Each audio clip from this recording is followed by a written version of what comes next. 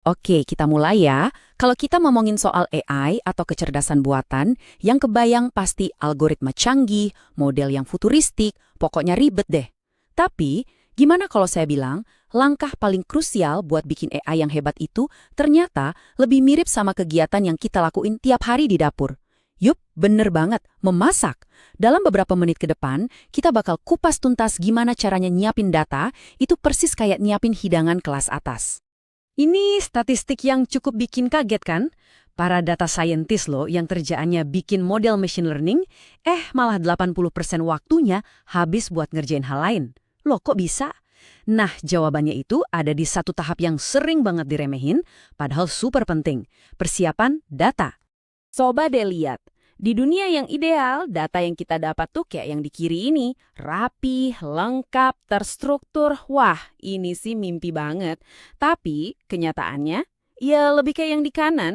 Data di dunia nyata itu, ya ampun, berantakan. Ada data yang kosong, ada angka yang aneh. Masa harga rumah $0,001? Terus ada entry yang nggak jelas. Kalau nekat masak pakai data kayak gini, ya udah, hasilnya pasti bencana. Nah, dari sini kita kenalan sama prinsip paling dasar di dunia data. Namanya garbage in, garbage out. Gampangnya, sampah yang masuk, ya sampah juga yang keluar. Prinsipnya simpel banget. Kalau data yang kamu kasih ke model itu jelek, ya jangan harap hasilnya bagus. Mau algoritmanya secanggih apapun, dia nggak bakal bisa sulap data sampah jadi emas. Ini persis banget kayak analogi masak kita tadi. Coba bayangin, masa sih kita berharap chef jagoan bisa bikin makanan super enak dari sayur busuk atau daging basi? Nggak mungkin kan? Nah, machine learning juga gitu. Kualitas bahannya, yaitu data Anda, itu yang nentuin kualitas hasil akhirnya. Oke, jadi langkah pertama di resep kita apa dong? Jawabannya, data cleaning alias bersih-bersih data. Anggap aja ini kayak kita lagi nyuci sayur sama buah. Kita buang kotorannya, potong bagian yang jelek, pokoknya kita pastiin semua bahan dalam kondisi terbaik sebelum diolah. Dan ini nih contoh nyata betapa kacaunya data di lapangan.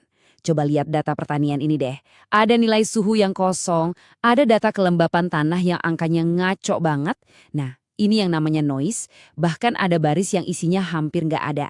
Ini loh tantangan sehari-harinya para data scientist. Proses bersih-bersih ini ada beberapa kerjaan utama. Pertama, ngurusin data yang hilang. Kedua, menghaluskan data yang banyak noise-nya tadi. Ketiga, nyari data-data aneh yang nyempil atau yang biasa disebut outlier. Dan terakhir, benerin data yang nggak konsisten. Terus gimana caranya menghaluskan data yang banyak noise tadi? Salah satu tekniknya namanya binning. Gini cara kerjanya. Bayangin kita punya data suhu yang angkanya naik turun gak jelas. Langkah pertama datanya kita urutin dulu, terus kita bagi jadi beberapa kelompok kecil atau bin. Nah, buat tiap kelompok kita hitung rata-ratanya. Terakhir, semua angka di kelompok itu kita ganti deh pakai angka rata-ratanya. Jadi lebih mulus kan? Kayak ngeratain jalan yang bergelombang gitu. Oke, bahan udah bersih, sekarang kita masuk ke tahap miss and place. Ini istilah keren dari Perancis yang artinya semua udah siap di tempatnya. Kalau di dapur, ini tuh pas kita lagi motong-motong sayuran, nimbang bumbu, pokoknya nyiapin semuanya biar pas masak tinggal cemplung-cemplung. Nah, di dunia data, tahap ini namanya integrasi dan transformasi. Di tahap miss and place ini kita ngapain aja? Macem-macem. Kita gabungin data dari sumber yang beda-beda. Terus kita ringkas datanya. Kita juga pastiin semua fitur atau kolom data itu skalanya sama. Biar adil gitu, kayak misalnya semua diubah ke kilogram, jangan ada yang gram, ada yang ton. Dan yang paling penting, kita pilih fitur-fitur terbaik. Mirip kayak milih bahan paling bagus buat resep andalan kita. Seleksi fitur ini benar-benar krusial. Logikanya sama kayak koki kan? Gak mungkin semua bumbu di dapur dimasukin ke satu masakan. Bisa hancur rasanya. Nah, kita juga gitu. Gak semua kolom data kita masukin ke model. Kita cuma pilih yang paling relevan, yang paling ngefek. Contohnya, buat mebak orang bakal beli barang atau enggak, data umur dan gaji mungkin penting banget. Tapi ID pelanggan kayaknya nggak relevan kan? Udah dapat bahan-bahan terbaik, sekarang saatnya kita bikin rasanya lebih pekat. Nah, ini namanya reduksi data. Kalau di dunia masak, reduksi itu proses masak saus biar airnya menguap dan rasanya jadi makin nendang. Di dunia data, tujuannya mirip banget. Kita kurangin ukuran datanya, tapi pastiin rasanya, alias informasi pentingnya tetap ada atau bahkan jadi lebih kuat. Nah, buat ngereduksi data ini ada dua cara utama. Yang pertama seleksi fitur, yang tadi udah kita bahas. Itu intinya kita milih bahan-bahan terbaik. Cara kedua itu ekstraksi fitur. Nah kalau ini kita justru menciptakan bahan baru. Bayangin deh, kita ambil wortel, seledri, bawang, terus kita blender jadi satu. Hasilnya kan jadi bumbu dasar sup yang rasanya kompleks. Sayuran aslinya udah nggak ada bentuknya, tapi saripatinya udah jadi satu dalam bentuk yang baru. Dan gambar ini ngejelasin bedanya dengan pas banget. Kalau seleksi fitur, kita comot beberapa kolom terbaik dari data asli. Tapi kalau ekstraksi fitur, kita ambil semua kolom asli, terus kita olah jadi beberapa kolom baru yang lebih ringkas tapi padat informasi. Teknik paling populer buat ekstraksi fitur ini namanya Principal Components Analysis atau disingkat PCA. Anggap aja PCA ini kayak chef super jago yang bisa nyicipin masakan rumit terus langsung tahu, oh ini kombinasi rasa utamanya.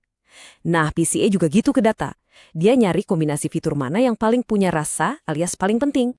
Cara kerja PCA itu dengan menciptakan komponen utama yang baru. Coba lihat grafiknya. Komponen pertama, yang paling kiri tuh, dia nangkep paling banyak informasi atau rasa dari data. Komponen kedua nangkep sisa informasinya, dan seterusnya. Ini bikin kita bisa fokus aja ke beberapa komponen pertama, dan sisanya dibuang. Ukuran data kita jadi jauh lebih kecil, tapi intisarinya nggak banyak yang hilang. Terakhir nih, kadang-kadang di resep ada bahan khusus yang cara nyiapinnya beda sendiri. Nah, di dunia data, bahan khusus ini adalah data kategorikal. Maksudnya, data yang bentuknya teks bukan angka. Masalahnya, mesin kan nggak ngerti arti kata-kata, jadi kita harus olah dulu secara khusus. Coba deh, lihat tabel ini. Kolom waktu sama kelembaban tanah isinya angka, jadi gampang buat diolah. Tapi lihat kolom kota. Isinya kan teks kayak Patiala, Jaipur. Nah, ini dia bahan khusus kita. Pertanyaan besarnya, gimana caranya mesin bisa ngerti kata Jaipur? Ya kan? Buat algoritma, kata Jaipur itu nggak ada artinya secara matematis. Dia nggak tahu Jaipur itu lebih besar atau lebih kecil dari Patiala. Makanya, tugas kita adalah menerjemahkan kata-kata ini ke bahasa yang dimengerti mesin, yaitu bahasa angka. Solusinya cerdas banget, namanya one-hot encoding. Perhatiin deh, satu kolom kota tadi dipecah jadi 3 kolom baru. Jadi buat baris yang kotanya Patiala, sekarang di kolom Patiala isinya angka 1. Dan kolom kota lain isinya 0. Keren kan? Ini cara kita ngobrol sama mesin pakai angka biner, biar modelnya bisa langsung proses. Nah, jadi inilah resep lengkapnya. Kita mulai dari data mentah yang acak-acakan, ibaratnya bahan masakan yang masih kotor. Terus kita lakuin semua proses tadi. Kita bersihin, kita gabungin, kita ubah bentuknya, dan kita ringkas. Hasil akhirnya, data berkualitas tinggi yang siap dimasak oleh model machine learning kita. Tujuannya, biar model yang dihasilkan benar-benar akurat dan bisa diandalin. Ini akhirnya membawa kita balik lagi ke pertanyaan awal. Kita tuh sering banget terobsesi sama algoritma yang canggih, sampai lupa kalau fondasi dari semuanya itu ya data. Jadi, kalau ternyata kualitas data alias kualitas bahan adalah penentu utama kesuksesan, jangan-jangan skill paling penting di dunia AI itu sebenarnya bukan coding, tapi jago masak data. Coba deh direnungin.